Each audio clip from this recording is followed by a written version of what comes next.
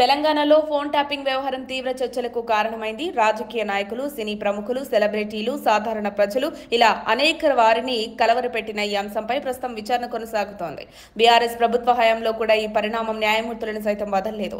తాజాగా APCC chief షర్మిలతో పాటు TPCC chief Mahesh Kumar Goud సంచలన వ్యాఖ్యలు చేశారు.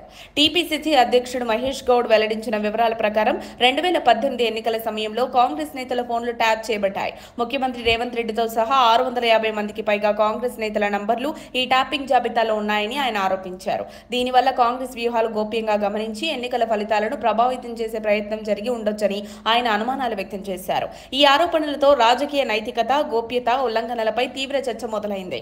కాంగ్రెస్ పార్టీ ఈ చర్యలను ప్రజాస్వామ్యానికి విరుద్ధమైనవి, ఎన్నికల్లో సమాన అవకాశాలను దెబ్బతీసే చర్యలుగా అభివర్ణిస్తోంది. మహేష్ గౌడ్ అప్పటి ముఖ్యమంత్రి కేసీఆర్ పై నైతిక బాధ్యత మోపారు. 2018లో జరిగిన ఫిర్యాదులపై సరైన చర్యలు తీసుకోకపోవడం వల్ల ఈ ఆరోపణలు మరింత తీవ్రమయ్యాయి. కాంగ్రెస్ నాయకులు తమ ఓటమికి ఈ ఫోన్ ట్యాపింగ్ ముఖ్య కారణంగా భావిస్తున్నారు. వారి ఎన్నికల వ్యూహాలు ముందే బయటపడి ప్రత్యర్థి పార్టీకి లాభపడేలా పనిచేసిందని వారు అనుమానిస్తున్నారు. ఈ ఆరోపణలు నిజమైతే ఇది ఎన్నికల ప్రక్రియలో అనైతిక ఆచరణలకు నిదర్శనమవుతుంది. అయితే దీనిపై పూర్తి ఆధారాలు మరియు దర్యాప్తు నివేదికలు ఇంకా రావాల్సి ఉంది.